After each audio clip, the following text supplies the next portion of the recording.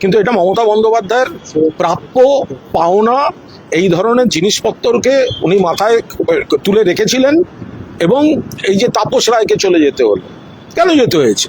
তাপস রায়ের মতো একটা দক্ষ নেতা, মিত্র, তাকে ঘিরে রেখেছে বলে বহু সত্যিকারের দক্ষ যোগ্য কর্মীরা স্পেস পাননি, তাদের চলে যেতে হয়েছে। তো এখন যেভাবে তিনি গেছেন এবং যে বার্তাটা যাচ্ছে সেটা খুবই খারাপ। মমতা বন্দ্যোপাধ্যায় বিশ্বাস করেছেন, আমাদের অনেকের আপত্তি না শুনেও তিনি যে আস্থা রেখেছেন, পদ দিয়েছেন, তো বিশ্বাস করি দেয়। আবার সুদীপ বন্দ্যোপাধ্যায় যাওয়া মানে তো buy one get one free. BJP মার্কেটিংয়ে তো বিরাট সাকসেস। মানে শুধু সুদীপ বন্দ্যোপাধ্যায় একটা পরচুলোওয়ালা একটা ওরকম একটা অদ্ভুত টাইপের লোক পাওয়া গেল তাই নয়, তার সঙ্গে একটা ভ্রাম্যমান বিউটি পার্লার পাওয়া যাবে। হ্যাঁ, ফলে buy one get one free. তো উত্তর কলকাতার যে মানুষ বিজেপির বিরুদ্ধে ভোট দিয়েছে, তৃণমূল প্রার্থী হিসেবে সুদীপ বন্দ্যোপাধ্যায়কে ভোট দিয়েছে, তাদের সঙ্গে এই বিশ্বাসঘাতকতা। উনি একাধিকবার দল পরিবর্তন করেছেন, কিন্তু বারবার এই বয়সে এসেও এটা অবাঞ্ছিত। কিন্তু আমরা বারবার বলেছি, আমরা কিন্তু মমতা বন্দ্যোপাধ্যায়ের সঙ্গেই আছি। কিন্তু এটা মমতা বন্দ্যোপাধ্যায়ের প্রাপ্য পাওনা এই ধরনের জিনিসপত্রকে উনি মাথায় তুলে রেখেছিলেন। এবং এই যে তাপস রায়কে চলে যেতে হলো, কেন যেতে হয়েছে? তাপস রায়ের মতো একটা দক্ষ নেতা। এই সুদীপ বন্দ্যোপাধ্যায় হোয়াটসঅ্যাপ করে করে কেঁদে কেঁদে বলেছেন, মমতা আমাকে উত্তর কলকাতার সভাপতি আবার করে দাও। সজল ঘোষ, তার বাড়িতে পুলিশ দিয়ে দরজা ভাঙানো হয়েছে। একমাত্র কুণাল ঘোষ টুইট করে প্রকাশ্যে প্রতিবাদ করে আমি দলের লাথি ঝাঁটা খেয়েছি সেদিনকে। এগুলো কারা করেছে? এই ওখানকার যারা এইসব লোকজন।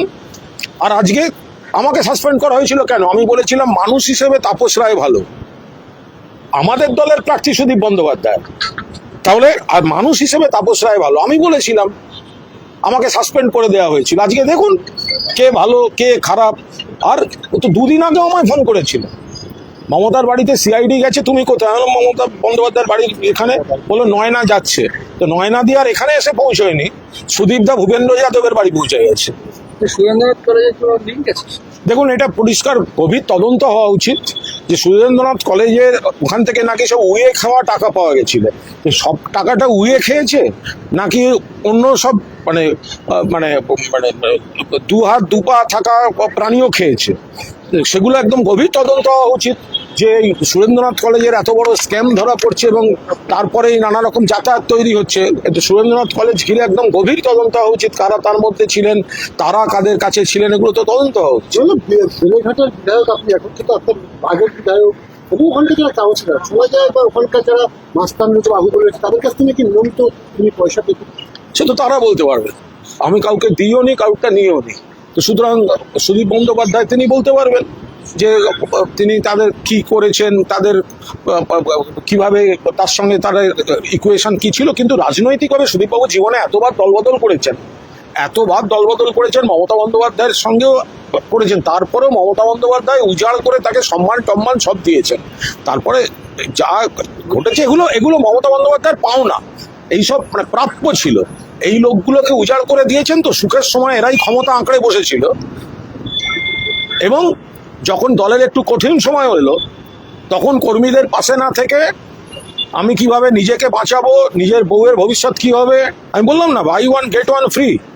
অন্য ইস্যুতে আসি, সেটা হচ্ছে যে আপনি পাওয়ার করিডোরের কথা গত কয়েকদিন ধরে বলেছেন, বসের ফ্যান ক্লাব, এবার সুমিতকে খুঁজে বেড়ানো হচ্ছে, তিনি কেন? আমি একটা কথা বলছি, আমি একদম পরিষ্কার কথা বলছি, সুমিত রায়ের বিষয়ে আমি কোনো মন্তব্য করব না। এসব বিরাট উপদিক্কার ব্যাপার।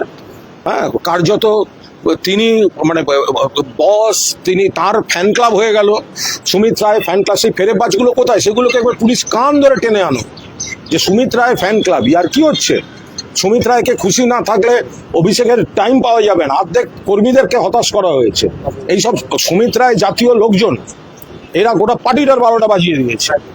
ফলে আমি এসব বিরাট বড় বড় ব্যাপার, আমি সুমিত রায় নিয়ে কোনো মন্তব্য করব না। আমি ওই সেক্রেটারি ফ্যান ক্লাবের ফ্যান ক্লাব বিভিন্ন জেলা থেকে এসে আগে সুমিত দা ওই ফেসবুক পোস্টগুলো দেখুন না, এখন সব সুমিতের জন্মদিন, সুমিতের অমুক, এই সব কটা মিলে ওই জায়গাটাকে পুছিয়েছে। আমি মন্তব্য করা, আমি তৃণমূলের সৈনিক, আমি মমতা বন্দ্যোপাধ্যায়ের সঙ্গে পার্টির যত খারাপ দিন থাকুক, যারাই ছেড়ে যাক, আমাকে দল টিকিট দিয়েছিল, আমি দলের টিকিটে জিতে বিধায়ক হয়েছি, আমি বেইমানি করে চলে যেতে পারবো না। শোনা যায় সুমিত রায় তিনি নাকি নেতারা কখন কি আসবেন, পুলিশ কখন কি করবে, কার কোথায় যাবে তার সঙ্গে সুমিত রায় আমরা যেটুকু বুঝতে পেরেছি, আমরা তো কাছাকাছি বিশ্বাসীর তালিকায় ছিলাম না, এবং মানে একটা বড় অংশে আমার একটা সময় তো ক্যামাক স্ট্রিট আমার কাজকর্ম পছন্দ করতো না, আমিও ক্যামাক স্ট্রিটের অধিকাংশ কাজকর্ম পছন্দ করতাম না, তার জন্য আমি তেলও মারতে যাইনি, মানে আমার কোনো ইয়ে হয়নি। এবং এই সুমিত রায়রা ভেতরটা যাবতীয়ভাবে চেষ্টা করছিল যাতে আমি নমিনেশন না পাই, তো 70-এর মুখে ছাই দিয়ে মমতা বন্দ্যোপাধ্যায় আমার নমিনেশন দিয়েছেন, এবং আমি ভগবানের আশীর্বাদে তৃণমূলের প্রার্থী হিসেবে জিতে এসেছি। করতো না, আমি একটু স্পষ্ট বক্তা ছেলে, আমি অনেক আগে বলেছি তাপস রায় ভালো লোক, সুদীপ বন্দ্যোপাধ্যায় আমার মনে হয়েছে খারাপ, আজকে তো সেই কথাগুলোই দেখা যাচ্ছে। আর এই লোকগুলো মমতা দিকে ঘিরে রেখে আমার জীবনটাকে অপবাদ দিয়ে কয়লা করে দিয়েছিল, তারপরও কুণাল ঘোষ কিন্তু তৃণমূল ছেড়ে যায়। আগামীকাল এরা কত বড় বিপ্লবী, কত বড় বিপ্লবী এরা! দিদির ছবিটা পাশ থেকে সরিয়ে দিলে এদের আছে কি? তৃণমূলের টিকিটে জেতা, ভোট করেছে তৃণমূলের কর্মীরা, ভোট দিয়েছেন যারা মমতা বন্দ্যোপাধ্যায়কে ভোট দিতে চেয়েছেন। লড়াইটা হয়েছে তৃণমূল বনাম বিজেপি বিরোধী ভোটাররা। এরা আজকে সেখানে গিয়ে বিজেপির পায়ে ধরতে যাচ্ছে, তাহলে ধরে নিতে হবে অন্য কিছু আছে।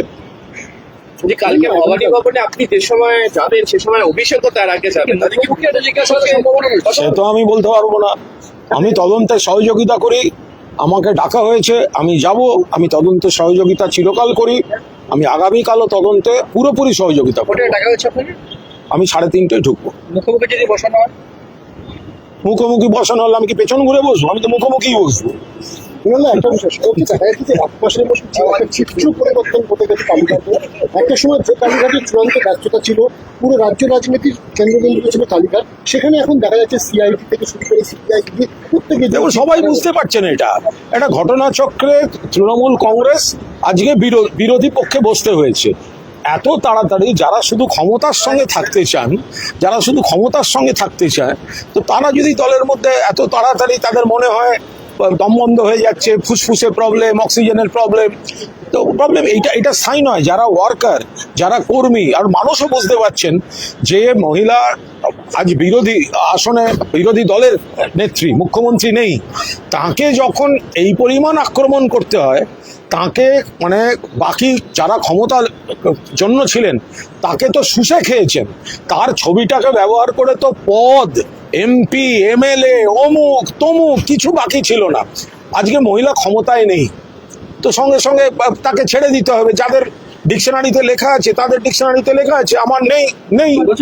মানে এরাই তো একেবারে একটা চূড়ান্ত মানে ক্ষমতার বৃত্তকে অপব্যবহার করতে করতে আলাদা সার্কেল তৈরি করতে। আমি ওর ব্যাপারে কোনো কথা বলবো না, বাট তাকে খুঁজতে রাত্রি 3টের সময় অভিষেকের বাড়ি যাওয়া, তালা ভেঙে ঢোকা, এগুলো বোঝাই যাচ্ছে একদম মানে টার্গেট করে নিয়ে করা। অরূপ বিশ্বাসকে আবার হাজিরা দেওয়ার কথা বলা হচ্ছে, তো সেটা তো নোটিশ গেছে, অরূপ ব্যাপারটা অরূপ বলতে পারবে, আইনি বিষয়।